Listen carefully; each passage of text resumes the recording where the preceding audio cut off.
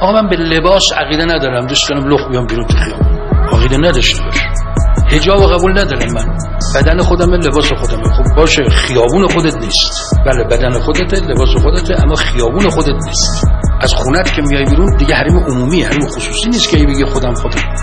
ماشین خودمه، میخوام بزنم به در و دیوار، میخوام خودمو بکشم.